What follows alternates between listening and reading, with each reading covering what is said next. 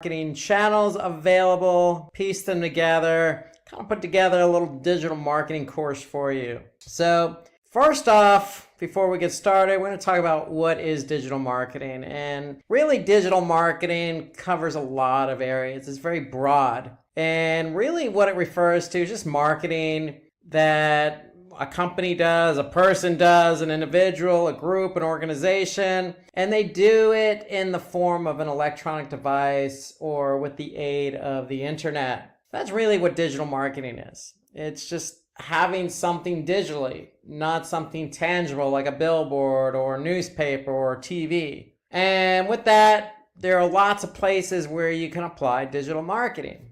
And so electronic devices, we think of mobile devices. And so you could certainly use mobile as a form of digital marketing or to help you with your marketing efforts digitally. Okay, you can create apps, you can run advertising on mobile, you can communicate with different people, your target audience, via different devices like WhatsApp and messaging. Okay, there's also search engines. Search engines is where a lot of people get their information from, at least start to do their research to get information. You got social media, lots of different social media platforms, all the way from tweeting to blogging to social sharing to social content. Okay, so a lot of platforms under the bucket social media. You also have traditional forms of digital marketing like email. You can use different email platforms to send out emails. So lots of different ways to communicate your product, your service, your message to a large number of people that are really targeted to your efforts. How is digital marketing useful? Well,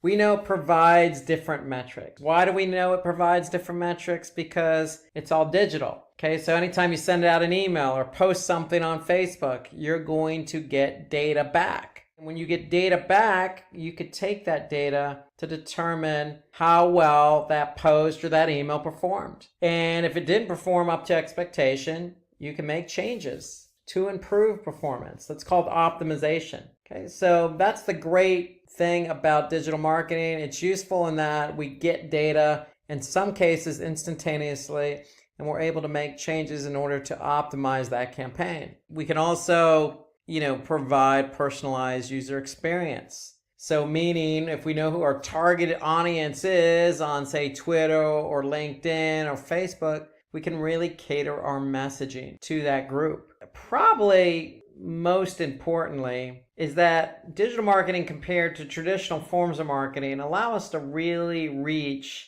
a global audience very easily at a very low cost. That's the key. So if I want to target people in India or Nepal or Pakistan, I can certainly do that. And I can do that with the snap of a campaign, and I can get data back. And based on the data, I can tailor that experience even better. Really, it just allows us to really hone in on a particular audience anywhere in the world very quickly. So these are just three of the main reasons why digital marketing is useful. Some other experiences or uses for digital marketing, again, it provides a cost-effective alternative to traditional marketing. So, for those that are familiar with purchasing advertising on, say, TV or radio, you have to pick a spot. You have to pick a program and then pick a time slot associated with that program. So somebody's watching a program and that program tends to draw in a specific target audience, then you want to show your ad around the time when that program is slotted to air on TV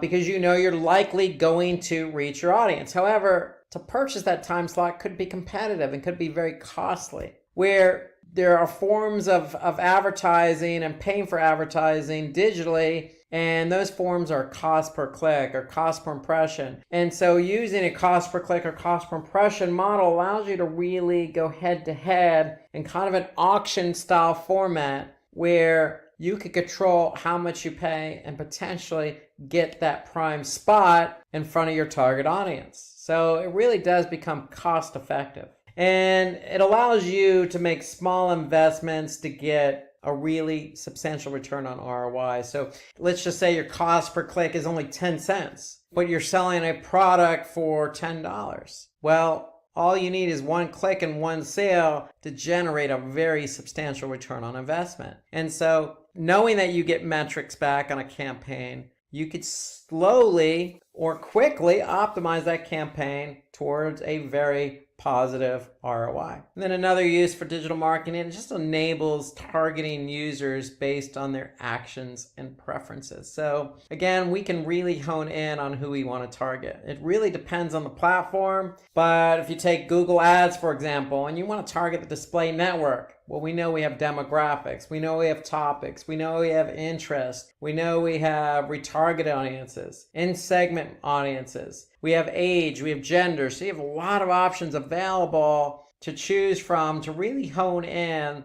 on who you want to target. And we talk about remarketing is another form of digital marketing. So you can set up a marketing campaign. So if somebody comes to your website and does not purchase the product or service that you're offering, you could take action on that behavior. So I can retarget a group of people who didn't purchase. That's retargeting. Or you could do it via remarketing. And basically, that's the beauty of digital marketing. It allows you to really target users based on their actions. Some other uses for digital marketing, it helps build brand awareness and reputation of your business. So when we say brand awareness, if you're just launching a company and nobody knows who you are, if we use Google Ads as our preferred method of digital marketing and establishing campaigns, we can choose that display network. That display network on Google Ads reaches a large amount of people. So you can really get your name out there and really target your intended audience and allow that targeted intended audience to really understand who you are, because they're going to see your ad in the form of a banner or in the form of a video or in the form of text. And so that's the beauty of digital marketing. You can really reach a lot of people and a lot of people who might be interested in your product or service. And then digital marketing provides a platform for you to be interactive with your audience, helping you stay relevant and competitive. And the best example I can give here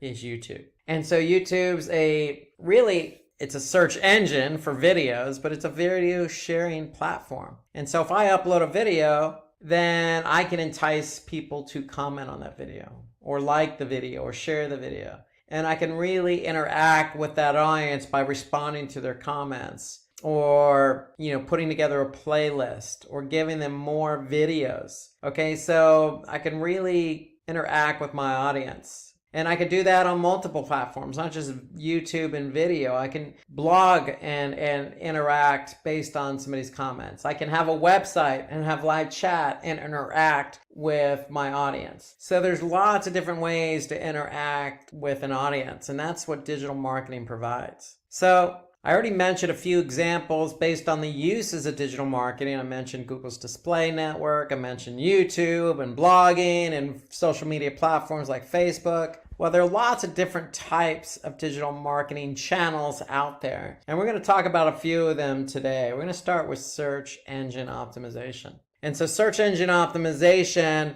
as you probably know from the name, involves search engine, and it involves really making your site relevant in the eyes of that search engine. So if you're in the United States, you know that Google has a large market share, meaning a lot of people use Google on a daily basis. So we want to make sure we do everything we can to optimize our site in order to make our site relevant for those coveted keywords. Now, why do we want to make ourselves relevant for those coveted keywords that we want to be found for on search? Well, because a lot of people use search. And when a lot of people use search and you're found for those keyword queries, then it's going to increase the flow of organic traffic to your website. So the higher you rank, in theory, the more traffic you're going to get. And so when we talked about optimization, okay, how do we optimize our site in order to be relevant in the eyes of Google? Well, it really comes down to a two-pronged approach. You have on-page SEO, you have off-page SEO.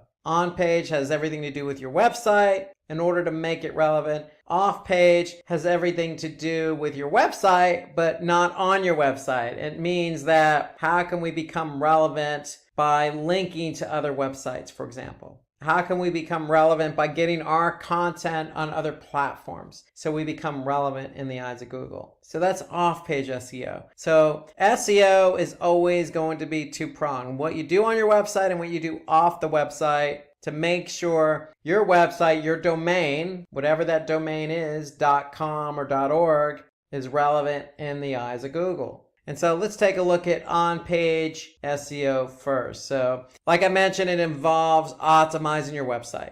And when we say optimizing your website, there's a lot of things you can do on your website to make it relevant in the eyes of Google. And we can look at the content, okay? We can look at the source code.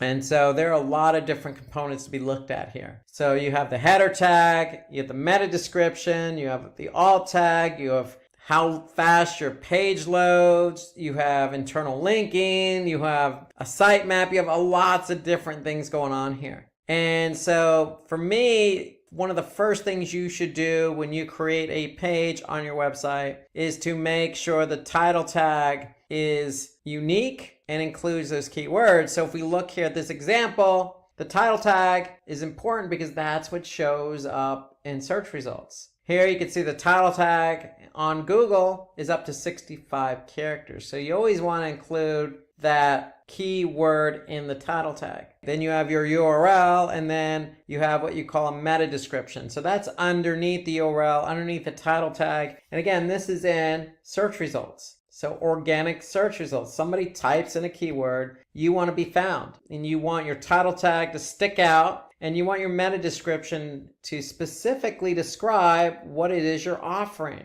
Okay, so again, if somebody's looking for stock imagery, then you want to make sure that you know that person who's looking for stock imagery can come to your website, and they can, in this case, search for millions of royalty-free stock images, photos, videos, and music. And so you want your description to really get that person to click on your listing in organic search. That's the whole point. So that's the point of a title tag and a meta description, is you really want to be found for what somebody's searching for, and you want to be able to show them that you have what they're looking for. You have something here underneath your organic search results called site links. And site links are just links to pages on your website. And so unfortunately, this is not necessarily in your control. This is in the control of Google. So if Google wants to offer up site links underneath your title tag and meta description, they will add them. And it's based really on the amount of content you have. And that goes with site search. So you can see also there's site search there underneath the meta description. All of that is contingent upon your website. Do you have a lot of content?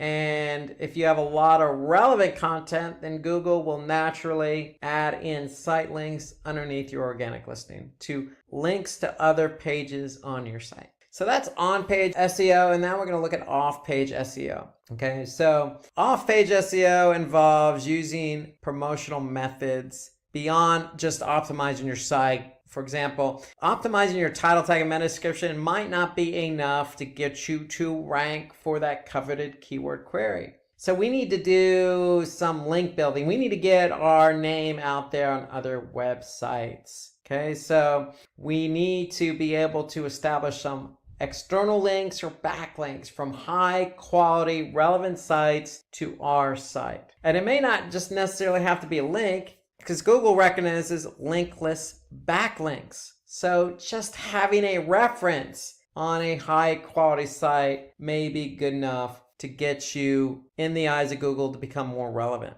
Okay, so that's off-page SEO in definition. So really what we want to do is we want to establish a way to get links from other websites to our own, or references on other websites to our website. We want to build those links to help us gain in ranking. So there's lots of ways to do that. You have social media. Again, you have social content sites like Reddit, Medium, Quora. You have blogging. Okay, there's lots of ways to establish yourself out there on the internet. You just need to make sure they're quality sites, and you need to make sure they're relevant. And so when you do get a link on an external site pointing back to yours, you want to make sure it's a follow. So you want to make sure that Google knows to follow that link from that site to yours. So if you're out there establishing content on a third-party website or another website and they're going to link back to you, just make sure that it's a follow. Do follow, not a no follow. Okay, and I'm going to show you an example of what that looks like here. So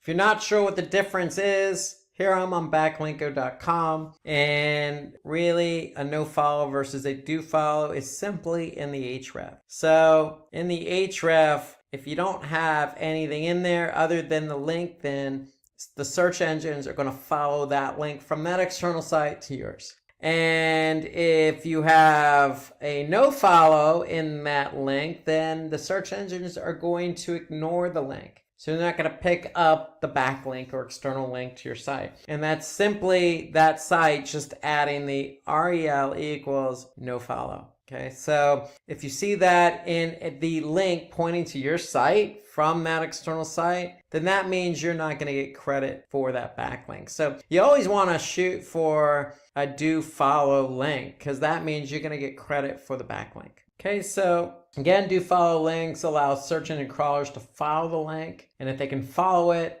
you're going to get what they call link juice, and that's going to establish some reputation to your domain. A no follow link basically doesn't allow the search engines to follow that link. So it doesn't pass on the link juice. Now, again, search engines like Google are smart enough to pick up the association between a website that talks about your website and your website. So meaning if you don't have a link and if you have a no follow link on that site, don't fret because Google has come a long way. They're not necessarily focused on links, though it does help. So for example, if you are on a very prominent site and there's no link, then you still may get credit because Google does recognize linkless backlinks. And that's what they call a linkless backlink, is just having a reference on that site. But you always want to try and get that follow,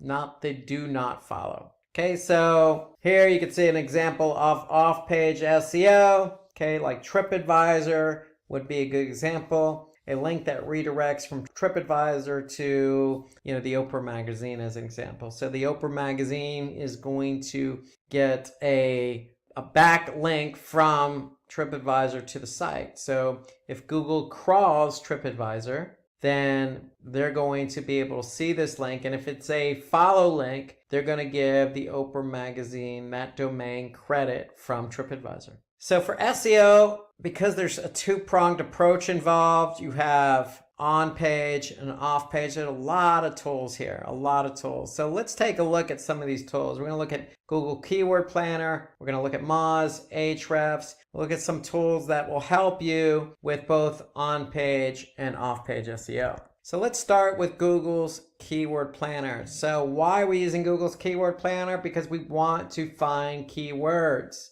Okay, so we can't do on-page SEO. We can't optimize our title tag and meta description without a good keyword that we want to be found for. So what we want to do is we want to go into Google Ads. Now that's a pay-per-click platform. Okay, so if you want to be found via paid search, you're going to use Google Ads. But from an organic search perspective, we can use Google's Keyword Planner. So we need a Google Ads account. If we have a Google Ads account, then all we need to do is go to Tools, then we need to go to Keyword Planner. And the Keyword Planner is a good tool because it allows us to find those coveted keywords. So we can discover new keywords, and that's exactly what we're going to do. So for example, we're going to find, use the keyword mail delivery. If we have a business that delivers mails to people, what keywords do we want to optimize for? So we're going to be in Google Ads. We're going to go to Tools. We're going to go to Keyword Planner. We're going to discover new keywords. And we're simply just going to type in a keyword. So we're going to click Get Results. And Google's Keyword Planner is basically going to give us some information. So the keyword we chose was mail delivery. And they're telling us that on average over the last 12 months, there's 22,200 search queries on average over the last 12 months. Okay, so I could see if I hover over the graph here, I'm going to be able to see the average over 12 months. Okay, so here I could see the average over 12 months from July to June 2019. So here, what do I want to do? I want to look for trends, because here I could see the averages go up and down a little bit, but 22,200 is the average over 12 months. And then Google's keyword planner also tells me how competitive that keyword is. So if it's highly competitive, but it's got a lot of search volume, it could be a keyword I may want to covet. But the beauty of the keyword planner is that they also give you other keywords to look at. Okay, so meal delivery service is 49,500. Okay, so here you got some other ones. Best food delivery service, 9,900. Again, some of these are very competitive, but some of them aren't. And so you want to be able to do your due diligence, do some analysis, and figure out what keywords work best for you that aren't going to be competitive, but at the same time give you some search volume. So if you do rank for that keyword, you should expect X amount of clicks on that keyword based on the volume. So that's Google's keyword planner.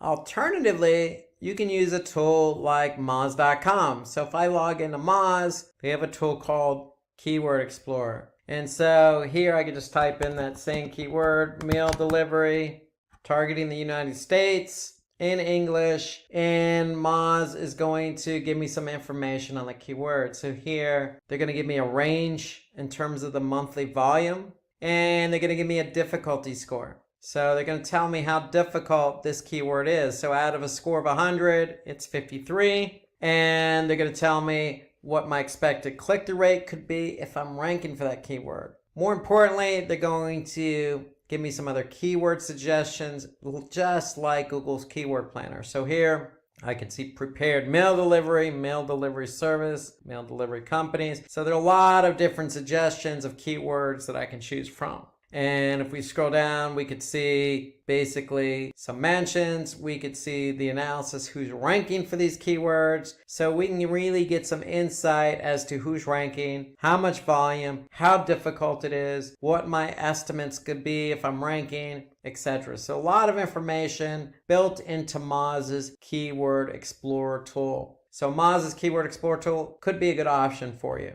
if you don't have access to Google Ads and Google's Keyword Planner. So if you're working on SEO for a website and you're curious about what the off-page SEO situation looks like, well, you can use a tool like Ahrefs. It's a free tool. You can go here, and if you're working on a specific domain and you're focused on off-page, you could simply type in that domain here, and then you can check the backlinks for that domain. Okay, so I'm going to go ahead and type in my domain, and now I'm going to get a sense of what my backlink profile is for my domain. So here I can see the number of backlinks, the total backlinks, and notice 85% of them are do follow links. So Google is able to recognize those links. And then I could see referring domains. So I have 124 different domains pointing to my website. And so here I can get a snapshot of the top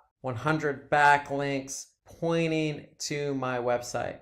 And so this just gives me a snapshot of what's going on with my off-page SEO performance. Again, it's a free tool. It's good to use because it gives you an idea of what your off-page SEO situation looks like. Okay, another tool you could use is Pingdom. Okay, you can set up a free trial here. It's good for 14 days, and it allows you to, look at page speed. It allows you to monitor the site itself in terms of, visitors, maintenance, etc. So you can use Pingdom as well. However, it's only a 14-day free trial, but it does give you some good insights into SEO.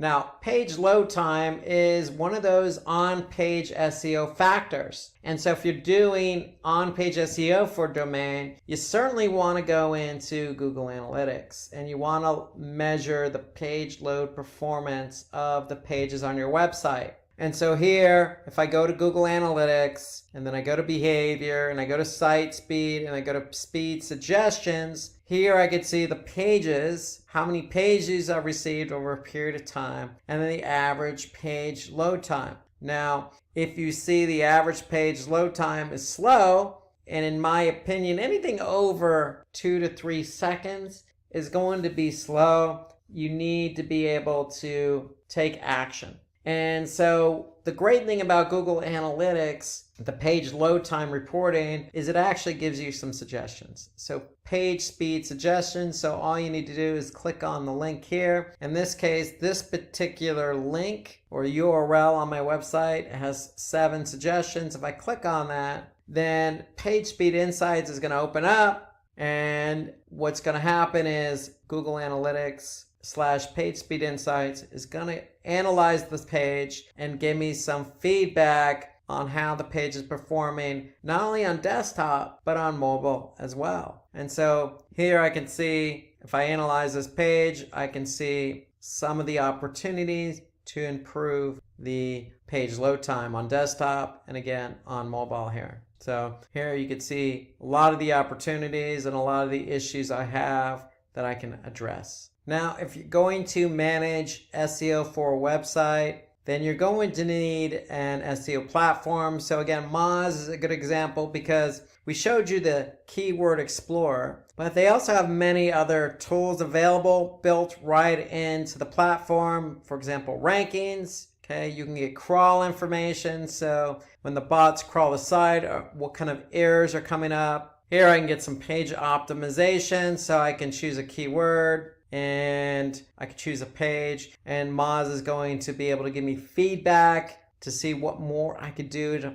improve my on-page SEO performance. Okay, we mentioned Keyword Explorer in terms of looking for keywords. Okay, you also have something called Link Explorer as well. So if I go back and choose Link Explorer from my list here, then I'm going to go to a Link Explorer and I can type in any domain. Again, just like on the Ahrefs, except Moz goes a little bit deeper here. Okay, so they're telling me how many linking domains and what my keywords are ranking. Okay, and then I have some other reports that I can leverage for off-page SEO. I can look at spam scores for certain websites that are linking to me, because you can disavow yourself from being associated with those sites. Here you got a link intersect tool, so you can compare one domain against another to what links are pointing to that other website. So a lot of different reports and tools available to you for off-page SEO under Moz's Link Explorer. So Moz has a lot of different tools available. And again, my recommendation, if you don't use Moz, there's SEMrush, there's BrightEdge. There's a lot of SEO platforms out there to use, but if you're going to focus on SEO, you are going to need an SEO platform. Now, if you have any more questions on SEO, feel free to go to Simply Learn's YouTube account. You'll be able to find a video there for SEO tutorial for beginners. Take a look at the video. It goes really in depth about everything we just covered about on-page and off-page SEO. So take a look at the video. And if you have any comments about everything we covered with SEO, feel free to comment underneath this video here, and we'll be sure to respond accordingly, especially if you have any tips and tricks that you do for SEO. So let's move from search engine optimization to content marketing. And so content marketing is a form of marketing that involves simulating interest in a brand's products or services by creating and sharing online material. So when we talk about online material, that can come in many forms or assets. So some examples are blogs, videos, infographics, case studies, white papers, ebooks. All of this is content generated. It's just in different forms. And so you want to be able to take any one of these forms of content and be able to distribute that in some form or fashion. Okay, so for example, a blog can be part of your website. A video could be something you upload to YouTube. An infographic could be something you actually share on LinkedIn. So all these other assets could be integrated throughout. They could be shared or used on your website, okay, for people to grab and share and use and comment on. Okay, so that's what content marketing is. You need to be able to push out content so that people have a better understanding of your product or service. The process of content marketing is you really want to decide what goal you want to achieve with your content marketing campaign. You want to define your buyer personas to determine the audience best suited for your content. Okay, so what are you creating? Who is it for? And then you want to run content audits to determine the best type of content that can be used. And when we talk about content audits, we're talking about, content that's already been posted. Are people sharing it? Are people downloading? Are people viewing it? And so you want to be able to understand over time what people are reacting to so that you can reuse or continue to use that content that seems to resonate with your target audience. So you want to choose an appropriate content management system.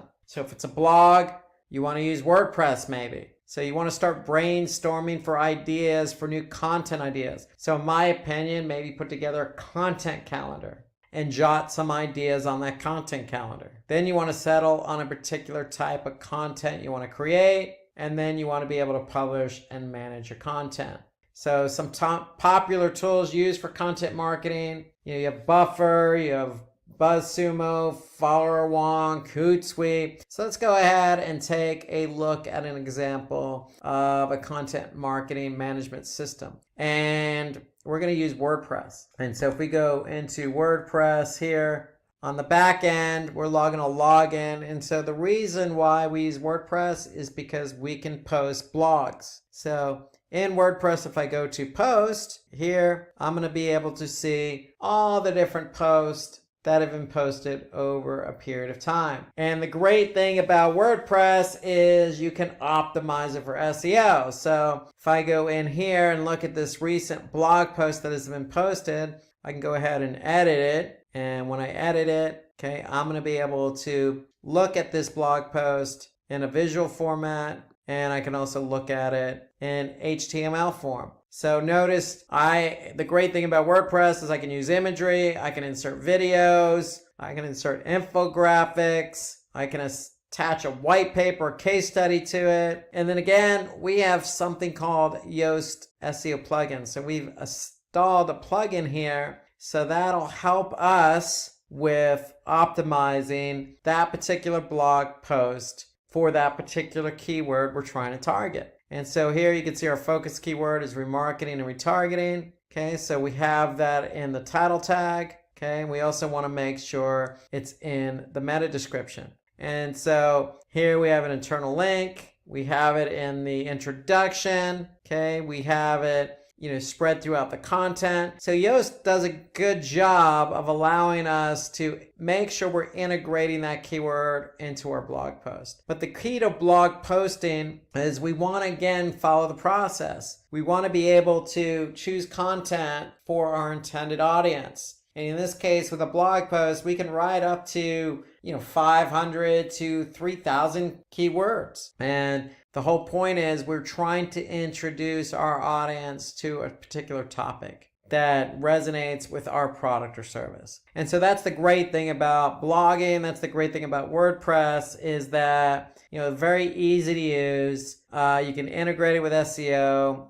You obviously have commenting, you have different plugins that you can add in there, very easy to edit. And so there's a lot you can do here with WordPress and blogging. So another example of content marketing is video. So with video, you have the ability to upload this video to popular video sites like YouTube or Video, and you can optimize that particular video with title tags and hashtags and descriptions, and you could see the interaction here. So you can see how many views, how many likes, shares, the ability to share, the ability of people for saving it. And there's just a lot of interactivity when you have video. You can also use video, as I mentioned, on your blogging platform. If it's WordPress, you can also use video in social media platforms like Twitter, LinkedIn, and Facebook. So video is a very popular form of content marketing. Lots of good video tools out there to create a video. A high quality video is what you want to put your product or service in the best forefront. Okay, so that people can react, they can share, they can comment, they can follow, they can like. Okay, so that's what you want to do, is think about video, because video is very versatile and powerful in terms of getting your message out there. So let's move from content marketing to social media marketing. And social media marketing really involves creating content, if it's that blog, if it's that video that you created for content marketing, and really using different platforms to increase your visibility, whether that be traffic, whether it be engagement, whether it be brand awareness, or any other marketing goals that you have. That's what social media is good for, because social media will take that content, take what you're trying to get out there, and really allow you to hone your marketing goals against that. Okay, so if it's Facebook and you got some videos that you want to post up there, okay, what's your goal? Is your goal to then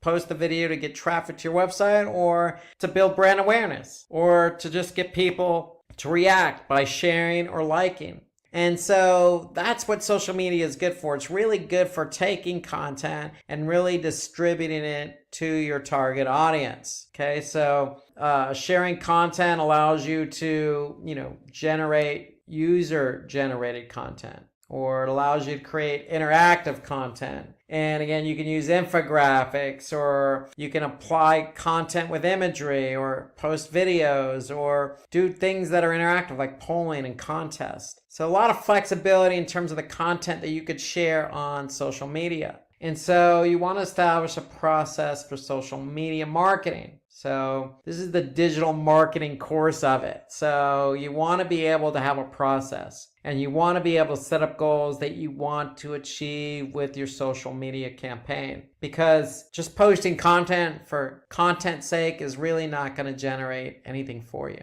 So you want to set up those goals ahead of time. Then you want to understand what content would be best suited for your target audience. So if our goal is to generate brand awareness, then maybe an infographic is what we want to do. Okay, maybe that's the best choice of asset for our target audience based on the platform. With social media, we also want to research what the competition is and find out what works for them. So it's very easy to do on social. So if you already have a competitor on Facebook, you can always go to your competitor's website and you can always see what they're posting and what kind of reaction engagement they're getting for a particular post. So it doesn't help before you go live to do some due diligence about your competition. You can also conduct a social media audit. And again, what we mean by audit, just like on the content side, we want to be able to see what's worked and what's not worked in the past. And with digital marketing, recall, you can get instant metrics back. So if you posted something last year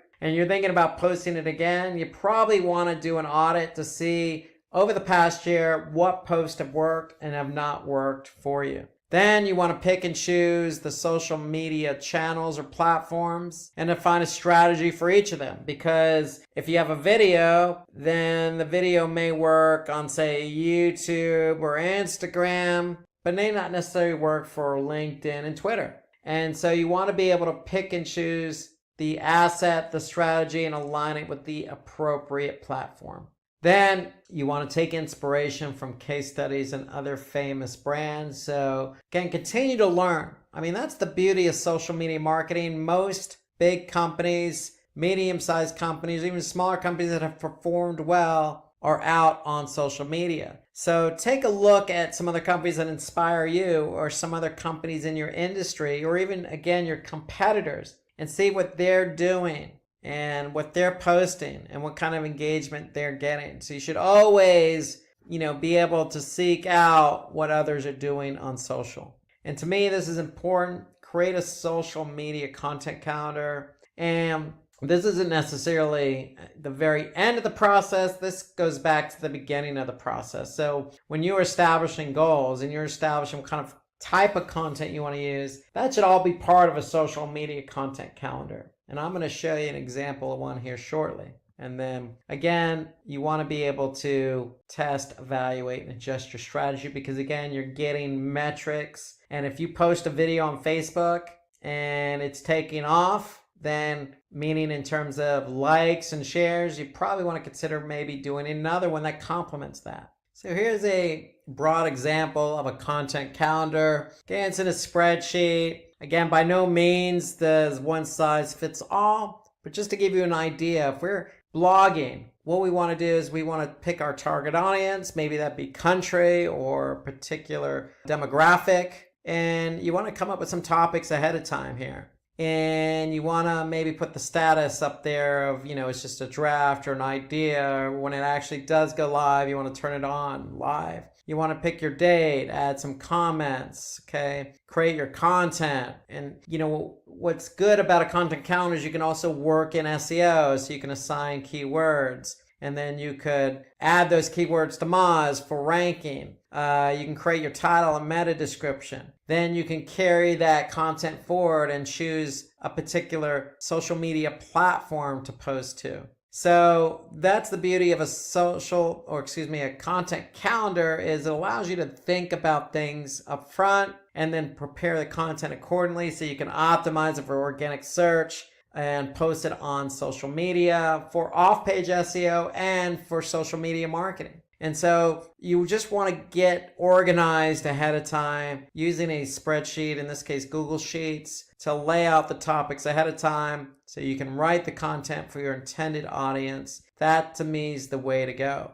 Now remember, there's lots of different forms of content that you can use with social media marketing. Here we have video, so you can see this video can be posted on YouTube or LinkedIn or wherever. And the whole point is you want to be able to measure engagement. Here you can see this is just an image. It's just a file, and this has been posted on Facebook. So here we can see how many likes and comments and then shares. And so you want to be able to leverage different forms and different assets across social media to see actually what works and what doesn't work. And again, look at what other companies have done, whether they be competitors or not. See what type of assets they're posting and what's working for them. Now, when it comes to social media marketing, there are lots of tools available. Okay, you got Buffer, Hootsuite, Sprinkler, Post Planner, Later, Sprout Social. I mean, the list of social media marketing tools is endless. And just like SEO, you will need a platform to work with. So with SEO, we showed you Moz as the SEO platform. With social, we're going to show you Sprout Social, because with Sprout Social, if you have a content calendar, if you have a lot of different assets, you want to be able to organize those assets and content across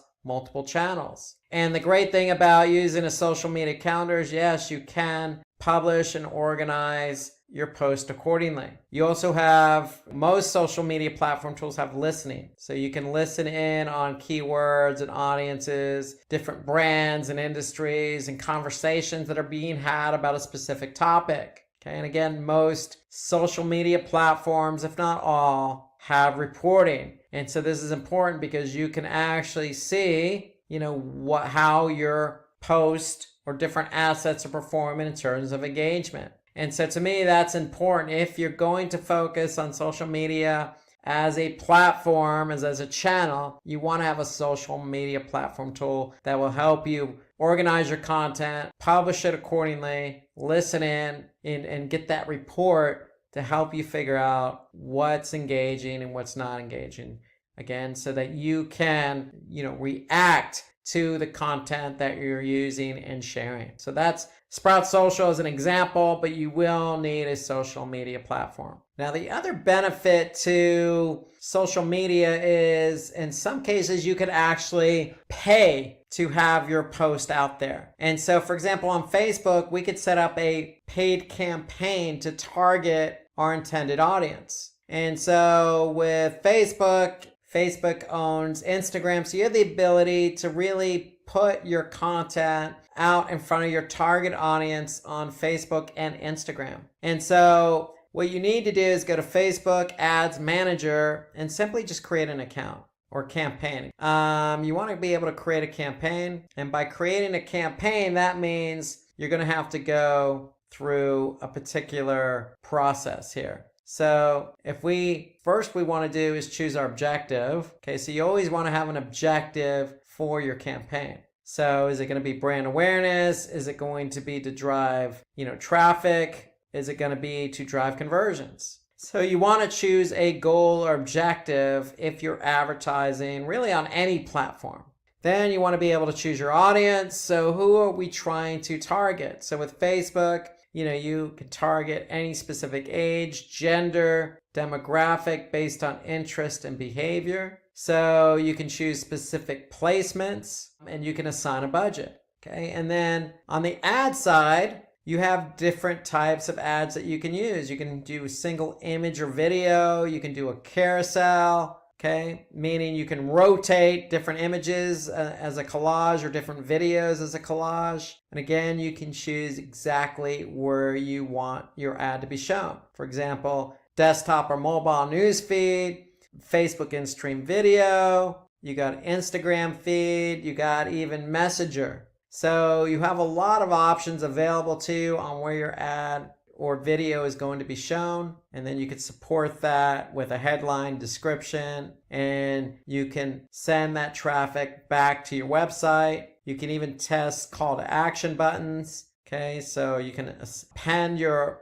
ad with a call to action button, and so you can do a lot here. This is just Facebook. You can really do a lot of specific targeting. Now with Facebook advertising, it's a cost per click model. So anytime somebody does click on that ad, you're going to pay. But it allows you to really get your content out there in front of your intended audience. If you're not doing it organically, meaning you're not posting on Facebook on a regular basis, or maybe you want to supplement those organic posts, then doing this is a good way to really get your brand out there. If it's awareness, if it's to drive traffic or to convert, Facebook is a good option. LinkedIn, Twitter, all these social media platforms offer that option up to do paid advertising. Now, if you want more information about social media, we have a great video on YouTube already, how to start social media marketing. It really goes into the details about organic social and what I just covered with paid social, specifically on Facebook. So take a look at that video. And again, if I missed anything on the social media side, feel free to comment or add in your best practice, whether that be part of the process or a different platform that you use for social media. Okay, let's switch to our next digital marketing channel in search engine marketing. So search engine marketing is an advertising model that is good for driving traffic to your site because you're paying each time someone clicks on your advertisement. Now, how is that an equal trade? Well, because you can advertise on channels or search engines like Google or Bing or AdRoll, which has a big network that includes Google, you can actually pay your way to the top of search engine rankings. And so if you're at the top for paid search and somebody searches something like shoes or something to that effect, your ad can appear at the very top, even above local search, even above organic search. And so the visibility is there. It's a good way for you to then get that traffic that you covet for certain keywords. And because you're getting traffic or have the potential to get traffic, you're going to pay each time somebody clicks on these ads. So you have multiple choices on the type of asset you want to use, including text, image, video, etc. So there's more to it than just Google, Bing, AdRoll. I mean, you have LinkedIn, you have Twitter, you have Facebook. So you have lots of different ways to advertise and get your ad in a more prominent position. You just have to pay for it. And I just showed you that under social media marketing. Facebook, you can create an ad, have your ad targeting your audience, and in return, you're going to pay Facebook. Works the same way for most of these networks. Okay, so when you actually set up a campaign, like anything you do when you set up a campaign, you want to determine the goal you want to achieve for the campaign. You want to do that up front. especially when you're talking about paying per click. If you're paying per click, then you definitely want to make sure you determine what your goals are so you can measure them accordingly. Then you want to choose, in this case, a relevant list of keywords. You could do it for your brand, meaning you could choose your own brand keywords. You could choose keywords related to what your brand is trying to offer, whether that be a service or product. And once you choose a relevant list of keywords, you can finalize those keywords and then bid on them. So once you start bidding on them, then what you're going to do is align those keywords with a headline. So it's all done within the framework of any platform you're advertising on. Really, the key here that I want to really emphasize is when you establish a campaign or set up a campaign, you need to establish what the goal is. Because when you actually choose your keywords and write your ads and launch the campaign and start paying Google or Bing or whomever it is you're advertising with, you want to be able to measure those goals. So that's really the important part here. Because regardless of where you advertise, you're going to be able to monitor campaign results. And so with Google, you can even import conversions into the campaign. So for example, if I go to Google Ads, for example, if I go to Tools, okay, you can see I'm running campaigns. What am I trying to accomplish with these campaigns? Well, in this case, I'm trying to get donations. People click on donations. So I can go to Tools, click Conversions, and then I can see what conversions are added to my account. And that way I can measure my campaigns against these conversions. Okay, if I don't see a conversion here, I can certainly create one or import it from, in this case, Google Analytics. So that's the important thing. You want to be able to measure your campaigns with your conversions. And then just as important, you want to be able to optimize your campaign. Because if it's not performing, if you're running a campaign, you're running up costs, and you're not getting conversions, you're probably not going to be continuing to run those campaigns. So you want to optimize your campaign and retarget potential customers. So retargeting is always a good option. Retargeting is targeting someone that went to your website and basically acted in a certain way, meaning they went to a certain page or abandoned a cart or actually purchased or downloaded something. Okay, you define what action you want that audience to take in order to retarget to them. Okay, so the whole point is you can configure your retargeting campaign based on certain behavior on your website. And the whole point there of retargeting is you're pulling people back to your website. So in addition to optimizing, search campaigns, one of the benefits of search engine marketing is you can run retargeting campaigns. So here's an example of an ad. Okay, so here you could see it's a good ad in the sense that it's using everything available to it. So for example, here I could see 3 headlines. So Google, in this example, allows you to add in 3 headlines. So here you could see Simply Learn official site, get certified, get ahead. Then you can see simplylearn.com. So they're taking advantage of 3 headlines. And then here you can see 2 description lines. And so each description line, you can have up to 90 characters. And so you want to be able to take advantage of what Google gives you. The more information you can add, the better. Well, here you can see some other types of ads. Here you can see a banner ad for Slack. Okay, here you can see Betterment.com running an ad. Okay, so this looks like an ad that is on YouTube. So because you can see after a few seconds, you can skip the ad. Okay, so here's a video ad, here's an image ad, here's a text ad. So depending on what platform you advertise on, you have an option on what type of asset you want to use. The one thing I like about Facebook is they offer up a multitude of options in terms of assets. So you can run a single image ad, you can run a carousel, meaning you can have multiple images. You can run a video, you can run a combination video image. You can obviously run text, okay, with a thumbnail. So you have a lot of options in terms of the type of ad you can run. So before we move into our next channel, let me just show you an example of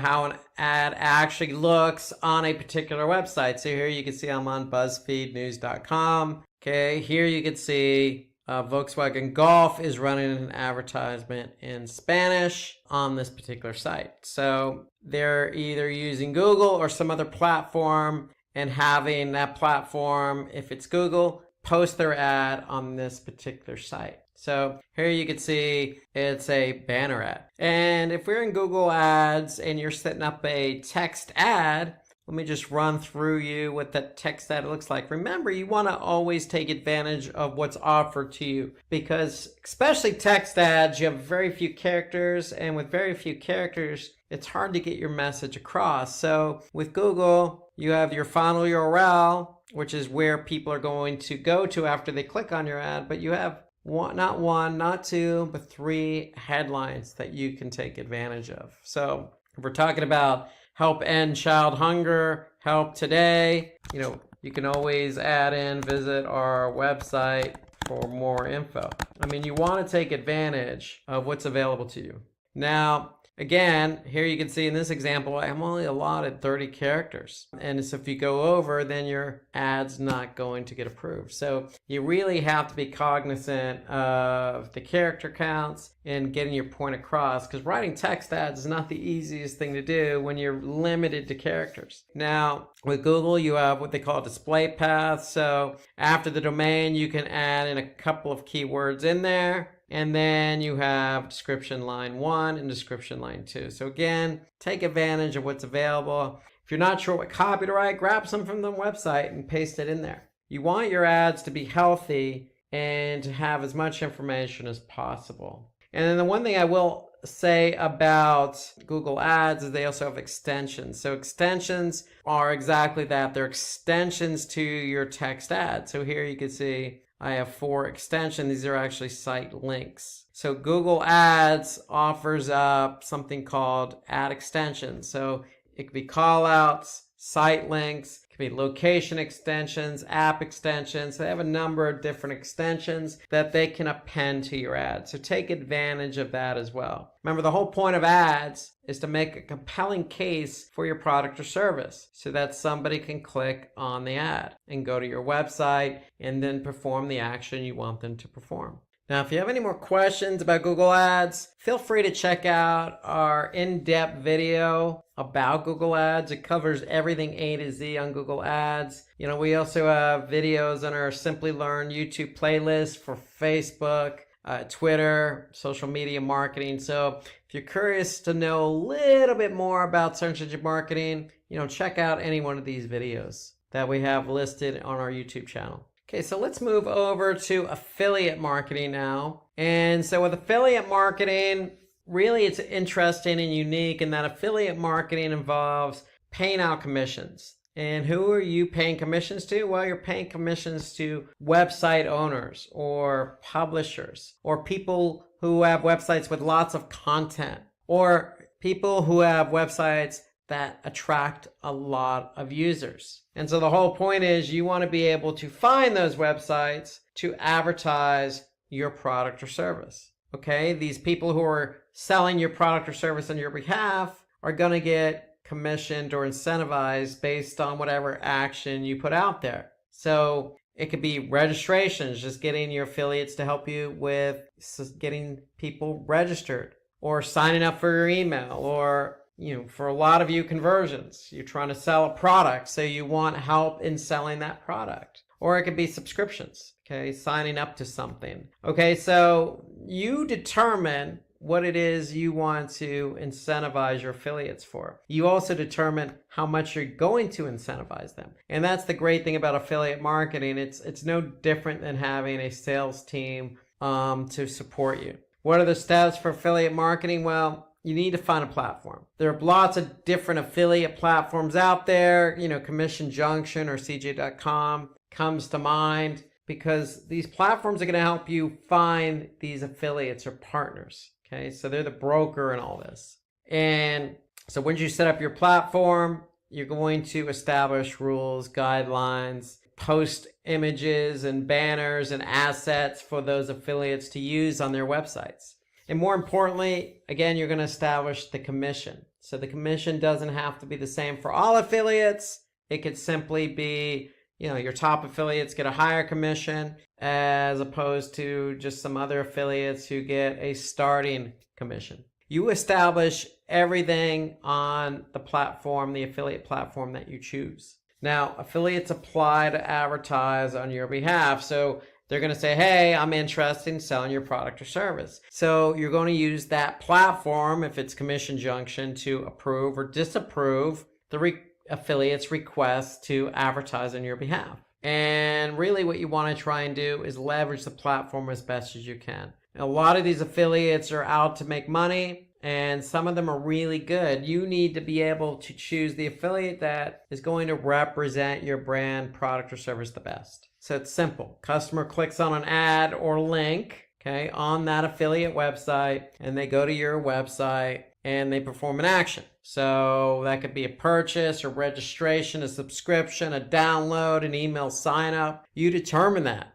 And the great thing is these affiliate networks, the CJs, Commission Junctions of the world will record everything. They're tracking not only traffic from the affiliate website to your website, but they're also tracking the conversions. The transaction is validated and credited to the affiliate by the broker. And then the affiliate is paid his or her commission. So that's how it works. So the more the affiliate sells or converts on your behalf, the more they're going to make. And that's the beauty of the affiliate network. So here's an example of affiliate marketing. Okay, here you could see an advertisement here. Okay, so you could see profit from our experience. Earn up to 12% advertising fees with a trusted e-commerce list leader. So somebody clicks on that link, joins, and then this person is going to get a commission based on somebody joining for free.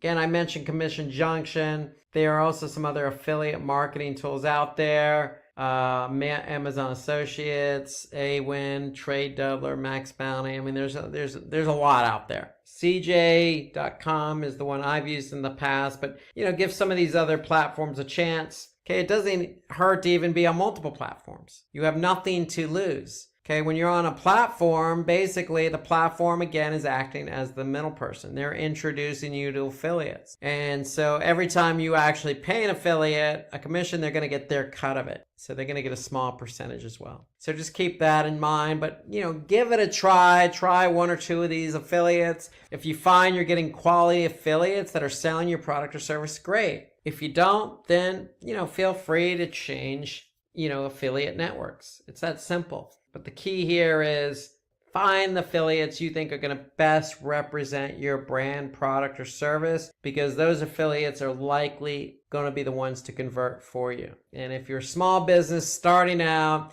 and you need some help, affiliate marketing is the way to go. Okay, let's move over to native advertising. Okay, so native advertising. So native advertisement means that your ad is showing up next to content that basically naturally fits. So these are advertisements that are featured on a platform alongside the content, okay, that isn't paid for. Okay, so for example, here you could see a paid post. Okay, this is by Spotify.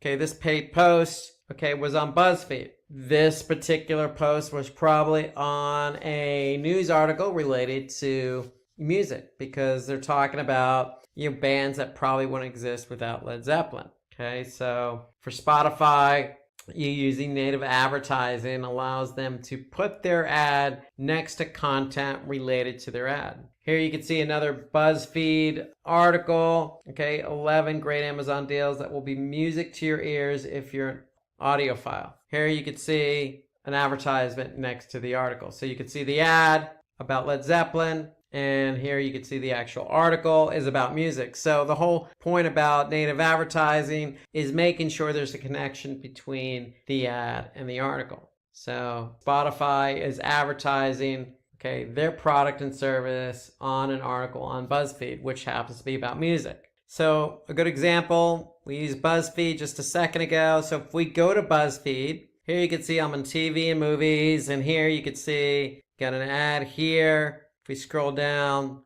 keep scrolling down, we can see another ad here for HBO. And so this ad makes sense because it's placed on TVs and movies. So people who go and read the content are going to see an ad related to that content. So that's generally what native advertising is. You need to be able to place the ad on the right pages. Okay, so you're going to need an ad network for that. So we talked about paid search advertising. We talked about Google Ads. So Google Ads has the ability to place your ad natively on particular pages that are relevant to that ad. So that's really what native advertising is all about, making sure that your ad is placed next to content that's naturally relevant. So if you need more information about affiliate marketing, feel free to visit Simply Learn's YouTube channel. We have a nice in-depth video about affiliate marketing so you can get more information about the platforms, how it works, and all the tips and best practices about how to run a successful affiliate marketing campaign. So let's turn our attention to email marketing now. So email marketing, very traditional form of digital marketing.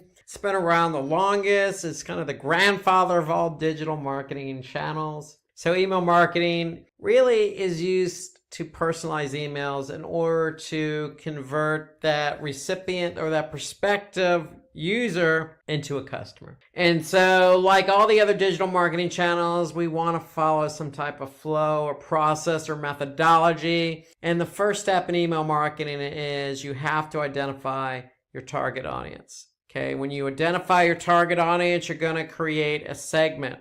Okay, so in other words, you don't want to send one email to everyone because not everyone is going to be interested in that email. So in order to get somebody interested, you need to be able to send an email tailored to that audience. Okay, so that audience can respond and react accordingly. So once you target that audience and create segments, email segments, you're going to create the campaign and set up an appropriate call to action. One note here is when you create the campaign and set up that appropriate call to action, that call to action is going to be aligned with your goal. So what is the goal of the email campaign? Is it simply to get people to click on something and purchase? Or is it simply to get people to click on something and sign up or watch something or submit some information or download or whatever the case? You need to establish that up front just like you would with a search engine marketing campaign or any other type of campaign you want to run.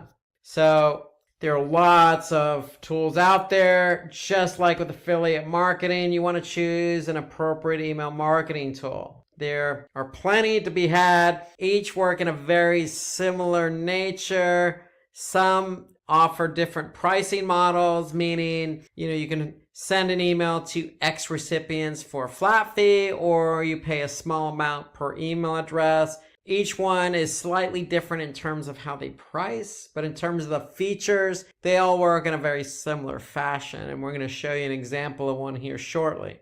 So when you choose that email marketing tool, you're going to test your emails before you send them out. And then when you test your emails, you're going to use that email marketing tool to actually send the campaign after it's been tested. Okay, so you want to send the campaign, you can immediately send them out or you can schedule them. Now, a best practice with an email is when you actually send one out, you're sending an email out to your target audience, you want to create probably 2 emails per segmented audience. Why? Because you want to add an attractive subject line and copy to the email. But if you send 2 emails to the same target audience, then you want to test the subject lines. You want to be able to see what subject line is going to entice somebody to open the email. Okay, that's the beauty of email marketing, is you can do that. Okay, so you can set up a design based on your target audience, but it's always the subject line that people see first. So you want to write an attractive subject line and copy that's going to entice somebody to open the email. So why not send 2 emails to each target audience? That way you can see what email subject line works best. So that's the whole idea about performing A/B tests to test out different ideas. It doesn't necessarily have to be a subject line. It can be the same subject line, 2 emails, but the difference being the body of the email. It's totally up to you, but the idea here is to always split out your emails per target audience. And just like any other channel, whether it be affiliate or search engine marketing or organic search, you want to analyze performance. And in the case of emails, it's always about open rates. How many people are opening? Then how many people are clicking? And then how many people are actually responding, are they converting or downloading or whatever it is you want them to do. You need to be able to monitor the behavior because, for example, if your open rates don't work or they're low, then you know something's wrong with your subject line. So you want to be able to make an adjustment. So here's an example of an email from Airbnb. It's a simple email, okay? They're just simply trying to get somebody to click on that call to action to take the survey. Okay, that's really all it's about here with this particular email. So who's their target audience? Well, their target audience could be somebody who's already stayed at a Airbnb property,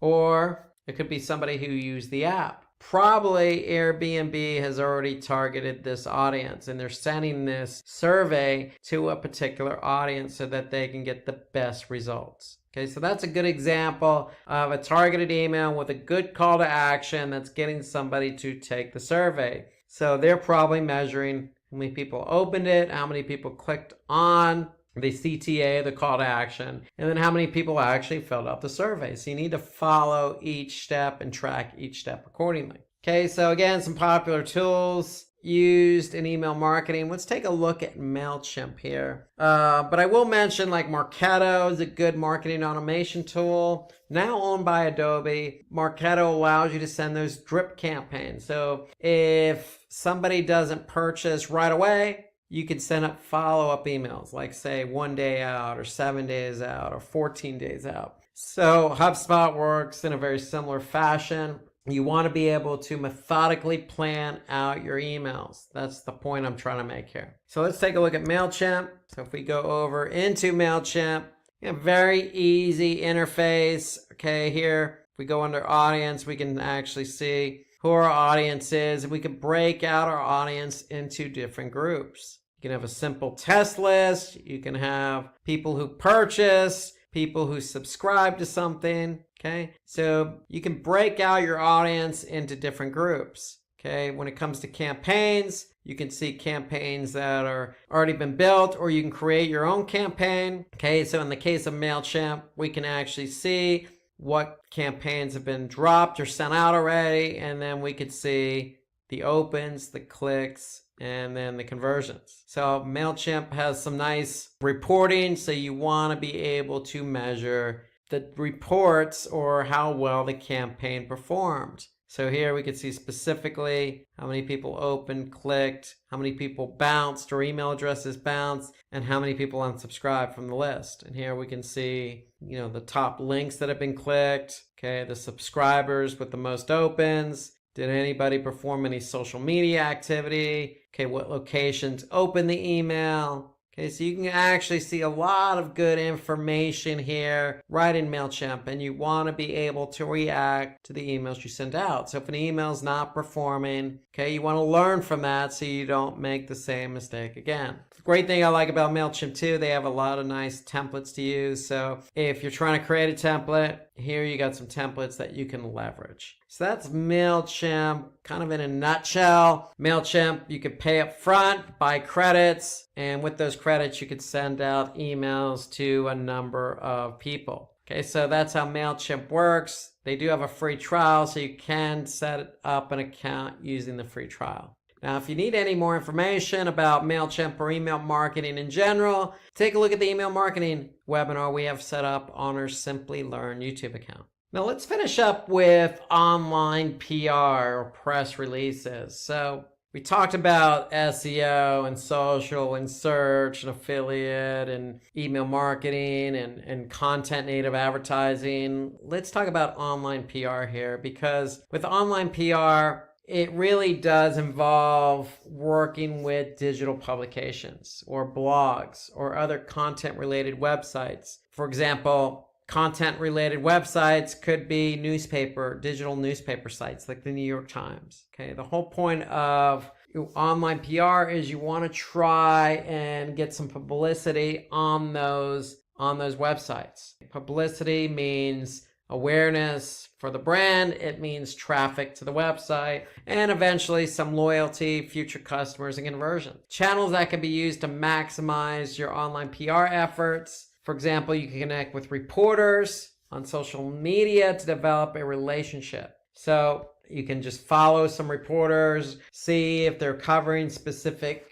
industries or verticals, and if they are similar to what you're offering, then it's probably a good idea to reach out to them. You can use engaging user reviews to help humanize your brand, or you can respond to comments that help generate productive conversations. So those are all certain things you can do to generate awareness and buzz for your brand. So really the one thing I want to point out about online PR is basically you can also hire a PR firm and they can do some of the heavy lifting for you. Or like I said, you can reach out to different reporters or different influencers even to help push your product or brand. Now, if you're trying to go at it alone on the online PR, what you could do if you don't reach out to reporters or influencers, or you're active in trying to build your brand through conversation, you can always use a third-party service like PR.com. So PR.com allows you to, basically create your own profile, submit content to your own profile, or even submit press releases. If you submit press releases, then other news agencies are going to pick up on those press releases. So it's a good way to get your press releases out there. Likes of Yahoo and Google might pick up those press releases and give you some, much needed visibility. You can also use other tools like, PR Newswire, for example. So it works in a very similar way. Again, it's a press release distribution network. So you can go ahead and sign up for an account, get that press release out there, and they do the distribution for you. Or you can also use aggregation sites. So there are lots of different aggregate sites out there. And so what aggregate websites do is they help disseminate and distribute your content. So here you can see some of the new aggregator websites of 2019. You got Feedly, Panda, TechMeme, Metacritic, eScience News, The Morning News. So you have a lot of options available to get your content out there. Okay, so what these sites do is basically pick up articles that fit their website, fit their theme, fit their target audience. So you do have options in the form of third-party tools as well. Okay, so if you don't hire a PR firm, which could be expensive, you can certainly go at it alone by signing up for any one of these particular products or services. Okay, so that'll do it for today's webinar. I want to thank you for hanging in there, going over all these digital marketing channels with me. If you have any comments on any of them, feel free to add a comment below this video. Otherwise, if you need more information, please visit simplylearn.com. Thank you again, and I'll see you soon.